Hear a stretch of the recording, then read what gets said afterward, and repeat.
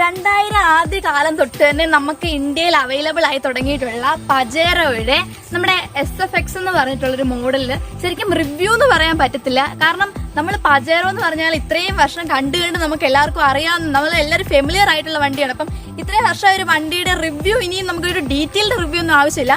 എന്നാലും ഞാൻ ഇന്നിപ്പം നിങ്ങൾക്ക് മെയിൻ ആയിട്ട് പറഞ്ഞുതരാൻ ഉദ്ദേശിക്കുന്ന ഒരു 4x4 വണ്ടി കൈ കിട്ടി. വണ്ടി ഓടിക്കാൻ അറിയാവുന്ന ഒരാൾക്ക് പോലും പേടിയാണ് പെട്ടെന്ന് ഒരു 4x4 കൈ കിട്ടിയാൽ അയ്യോ എന്ത് ചെയ്യണം, ഇതിനകത്ത് എന്നാണ് നടക്കുന്നത്. കാരണം ആ ഒരു കുട്ടിലിവർ കാണുമ്പോഴേക്കും എന്തൊക്കെയോ എഴുതിയിരിക്കുന്നത് HL എന്തൊക്കെ കുറെ കാര്യങ്ങൾ കാണുന്നു. അപ്പൊ ഇത് എങ്ങനെയാണ് ഒന്ന് ഓപ്പറേറ്റ് ചെയ്യേണ്ടത്, അത് എല്ലാവർക്കും ഒരു കുറച്ച് കൺഫ്യൂഷനൊക്കെ കാണാം. അപ്പം ആ ഒരു കൂട്ടത്തിൽ ഇന്ന് നമുക്ക് ബേസിക് ആയിട്ടുള്ള ഇതിന്റെ മോഡിഫിക്കേഷനും കാര്യങ്ങളും പറയുന്ന കൂട്ടത്തിൽ തന്നെ ഒരു 4x4 വണ്ടി കൈ കിട്ടിയാൽ എങ്ങനെ ഓടിക്കണം, അപ്പം അത്ര ആയിരിക്കും നമ്മുടെ ഇന്നത്തെ ഒരു വീഡിയോയിലൂടെ ഞാൻ കാണിക്കുന്നത്. അപ്പൊ നമുക്ക് വീഡിയോയിലിട്ട് പോകാം.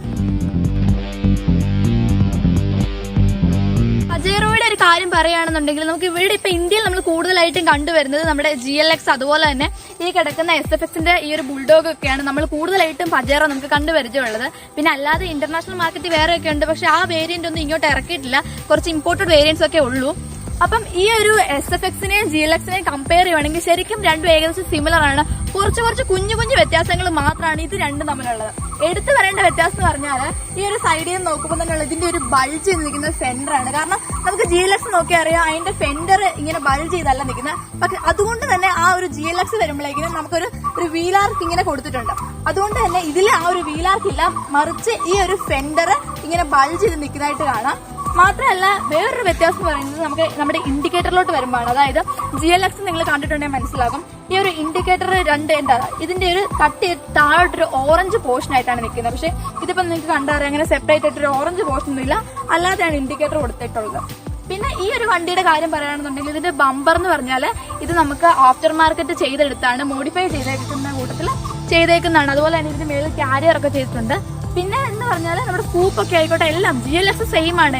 എല്ലാ സ്പെക്കും നോക്കിയാൽ ബോഡി ആയിക്കോട്ടെ ബാക്കി സ്പെക്ക് ആയിക്കോട്ടെ എല്ലാം GLXും SFXും തമ്മിൽ മൊത്തം ഏകദേശം എല്ലാം സിമിലർ തന്നെയാണ്. പിന്നെ വന്നിട്ടുള്ള ഈ ഒരു കുഞ്ഞു വ്യത്യാസങ്ങൾ മാത്രമാണ്. സൈഡുകളിലേക്ക് വരികയാണെങ്കിൽ ഞാൻ ആദ്യം തന്നെ നിങ്ങളോട് പറഞ്ഞു GLXനെ SFXനെ വെച്ചിട്ടൊന്ന് കമ്പയർ ചെയ്യുകയാണെങ്കിൽ കുഞ്ഞു വ്യത്യാസങ്ങൾ മാത്രമേ ഉള്ളത്. അതുകൊണ്ട് തന്നെ ഇങ്ങോട്ട് വന്നാൽ നമുക്ക് പ്രത്യേകിച്ച് കാണാൻ മാത്രമുള്ള വലിയ ഡിഫറൻസ് ഒന്നും വരുന്നില്ല.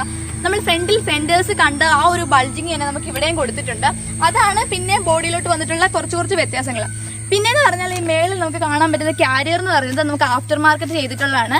ഈ ഒരു ക്യാരിയർ അതായത് ഈ ഒരു വണ്ടി എന്ന് പറഞ്ഞാൽ ശരിക്കും ക്യാമ്പിംഗ് ഓഫ് റോഡ് സെറ്റപ്പിന് വേണ്ടിയിട്ട് എടുത്തിട്ടേക്കുന്നതാണ്.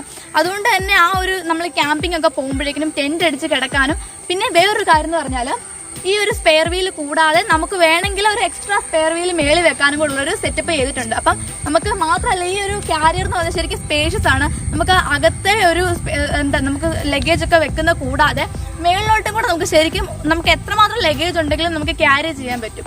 അതുപോലെ തന്നെ ഇനി ഫ്രണ്ടിൽ ഞാനൊരു ലൈറ്റിന്റെ യൂണിറ്റും കൂടെ കാണിച്ചു തരാം. അപ്പൊ അത്രയൊക്കെയാണ് ഇതിന്റെ ഈ ഒരു എക്സ്റ്റീരിയറിലുള്ള വിശേഷങ്ങൾ. അതുപോലെ തന്നെ നമുക്ക് ടോപ്പിലായിട്ട് കാണാൻ പറ്റും ഈ കൊടുത്തേക്കുന്ന ശരിക്കും ഒരു 100 LED ബാറിന്റെ ഒരു യൂണിറ്റ് ആണ് കൊടുത്തേക്കുന്നത്. മാത്രമല്ല ഞാൻ പറഞ്ഞു നമ്മുടെ ഒരു ക്യാരിയറിന്റെ കാര്യം പറഞ്ഞു. അപ്പൊ ഈ ഒരു ലൈറ്റ് യൂണിറ്റ് ആയിക്കോട്ടെ അല്ലെങ്കിൽ ക്യാരിയറിന്റെ ആയിക്കോട്ടെ എന്തെങ്കിലും മോഡിഫിക്കേഷൻ എന്തെങ്കിലും ഉണ്ടെങ്കിൽ നമ്മുടെ ഡിസ്ക്രിപ്ഷൻ ബോക്സ് നമ്പർ ഉണ്ട്, അപ്പൊ നമ്മളിന്ന് കോൺടാക്ട് ചെയ്താൽ മതി. അറിയാവുന്ന കാര്യങ്ങൾ തന്നെ കൂടുതൽ പറഞ്ഞു വെറുപ്പിക്കാതെ നമുക്ക് ഇന്റീരിയറിലോട്ട് പോയിട്ട് നമ്മുടെ ആ ഒരു 4x4ന്റെ ബാക്കി കാര്യങ്ങളും അതുപോലെ തന്നെ ഞാൻ പറഞ്ഞായിരുന്നു അകത്ത് വേറൊരു കുഞ്ഞൊരു ഹിഡൻ ആയിട്ടുള്ള ഒരു സംഭവം ഉണ്ട്, നമുക്ക് എല്ലാവർക്കും അങ്ങനെ അറിയത്തില്ലാത്തൊരു സംഭവം, അതും കൂടെ നമുക്ക് പോയി കണ്ടിച്ചു വരാം. ഇപ്പൊ നമുക്ക് ഇന്റീരിയറിലോട്ട് വരുവാണെന്നുണ്ടെങ്കിൽ ബാക്കി വണ്ടിക്കത്തുള്ളതൊക്കെ തന്നെ ഇതിനകത്തുള്ളൂ. പിന്നെ എക്സ്ട്രാ കുറച്ച് മീറ്റേഴ്സ് കാണാം, അതുപോലെ തന്നെ നമ്മുടെ ഒരു കുട്ടി ലിവറും കൂടെ കാണാം. അതൊന്നും കണ്ട് പേടിക്കേണ്ട ഒരാവശ്യമില്ല.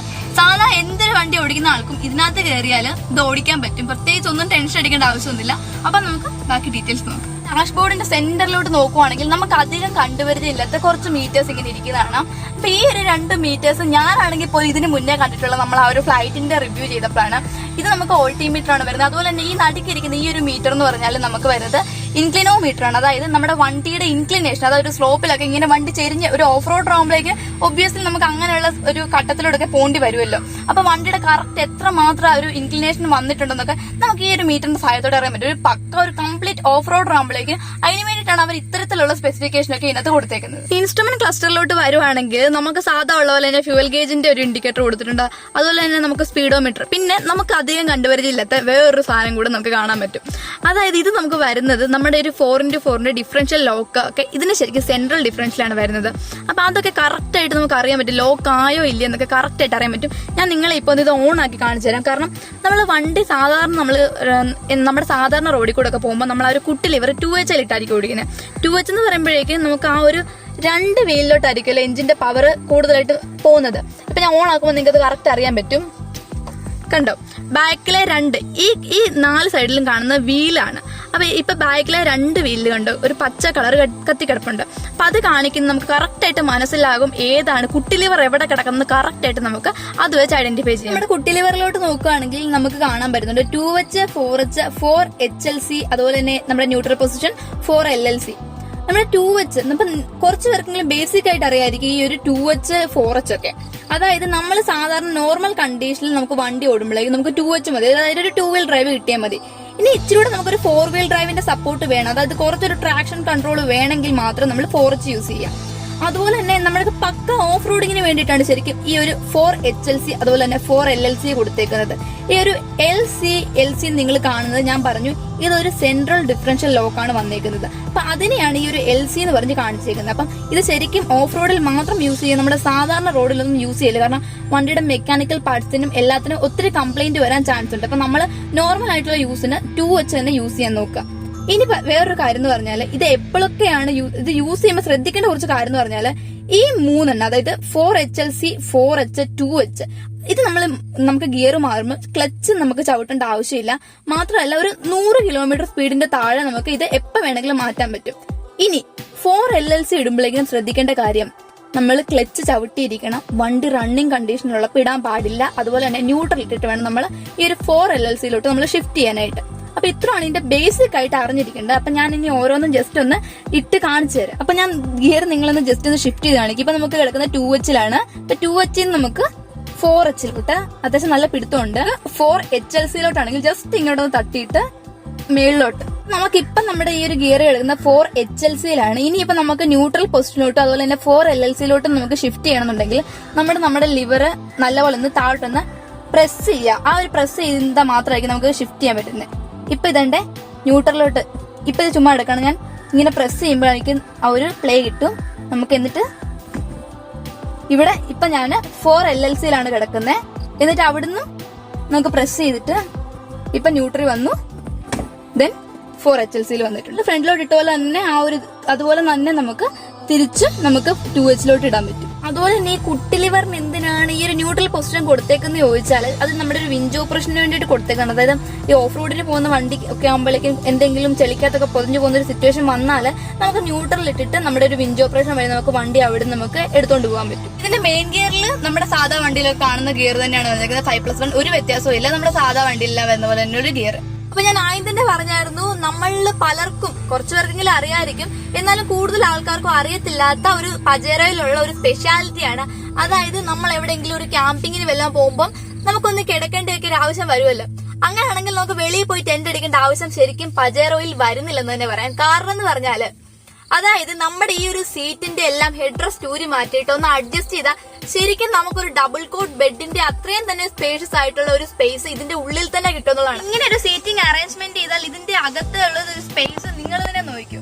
ഞാൻ ഒരു പുറകിൽ അത്രയും സ്പേഷ്യസ് ആയിട്ട് നമുക്ക് കിടക്കാനായിട്ടുള്ള ഒരു സെറ്റപ്പ് നമുക്ക് ചെയ്തെടുക്കാൻ പറ്റും. അപ്പൊ പജേറോ ഉള്ളവർ ഈ ഒരു സംവിധാനം അറിയത്തില്ലാത്തവർ അത് നമ്മൾ ഇടയ്ക്കെങ്കിലും നിങ്ങളൊന്ന് യൂസ് ആക്കി നോക്കുക. കാരണം അതിങ്ങനെ യൂസ് ആക്കാതിരുന്നാൽ അതിന്റെ ആ താഴെയുള്ള ലിവറൊക്കെ ഉപയോഗിക്കാതിരുന്ന് കംപ്ലൈന്റ് ആവാൻ ചാൻസ് ഉണ്ട്. അപ്പം ഉള്ളവർ ദയവ് ഇത് ഇടയ്ക്കെങ്കിലും ഒക്കെ ഒന്ന് എടുത്തിടാൻ നോക്കുക, ഇല്ലെങ്കിൽ ചുമ്മാ അത് കംപ്ലൈന്റ് ആവാൻ ചാൻസ് ഉണ്ട്. അതുപോലെ തന്നെ നമ്മുടെ ഈ ഒരു റൈറ്റ് സൈഡിൽ മിഡിൽ സൈഡിന്റെ താഴെയായിട്ട് മിക്കവാറും നിങ്ങൾ ആരെങ്കിലും കണ്ടിട്ടുണ്ടാവും. അത് എന്തൊക്കെയാണെന്ന് നമുക്ക് ഡൗട്ടും തോന്നിയിട്ടുണ്ടാവും. അപ്പൊ നോക്കിയാൽ അറിയാൻ പറ്റുന്നുണ്ട്. ആ കാണുന്ന ഒരു ഹീറ്റർ സിസ്റ്റം ആണ്. അതായത് നമുക്ക് ഈ ഒരു പജേറോ ഞാൻ പറഞ്ഞൊരു ഓഫ് റോഡിനാണ് കൂടുതലായിട്ട് യൂസ് ആക്കുന്നത്. അപ്പൊ അങ്ങനെയുള്ളപ്പോ നമുക്കൊരു സ്നോയി കണ്ടീഷനിലൂടെ പോണ്ടി വന്നാല് നമുക്ക് ശരിക്കും ആ ഒരു ഹീറ്റ് സപ്ലൈ ചെയ്യാനായിട്ടാണ് അവിടെ അങ്ങനെ ഒരു സെപ്പറേറ്റ് ആയിട്ടുള്ള ഒരു ഹീറ്റിംഗ് സിസ്റ്റം കൊടുത്തേക്കുന്നത്. ഇത്രയൊക്കെയാണ് നമ്മുടെ ഇന്നത്തെ ഒരു SFXന്റെ വിശേഷങ്ങൾ. ഇതിന്റെ ഒരു വലിയ ഡീറ്റെയിൽഡ് റിവ്യൂ ആയിട്ടൊന്നും കൂട്ടുള്ള ജസ്റ്റ് ഒരു ബേസിക്സ് മാത്രമാണ്. എന്താണ് 4x4, അതുപോലെ തന്നെ നമുക്ക് എല്ലാവർക്കും അറിയത്താത്ത കുറച്ച് ഹിഡൻ ആയിട്ടുള്ള ഫീച്ചേഴ്സ്. അപ്പം നമ്മുടെ ഇന്നത്തെ ഒരു വീഡിയോ ഇത്ര മാത്രമാണ്. അപ്പം വീഡിയോ ഇഷ്ടപ്പെട്ടെങ്കിൽ ലൈക്ക് ചെയ്യുക, ചാനൽ ആദ്യമായിട്ട് കാണുന്ന ആണെങ്കിൽ സബ്സ്ക്രൈബ് ചെയ്യുക. എന്തെങ്കിലും സജഷൻ ഉണ്ടെങ്കിൽ കമന്റ് ബോക്സിൽ പറയാം. ബൈ.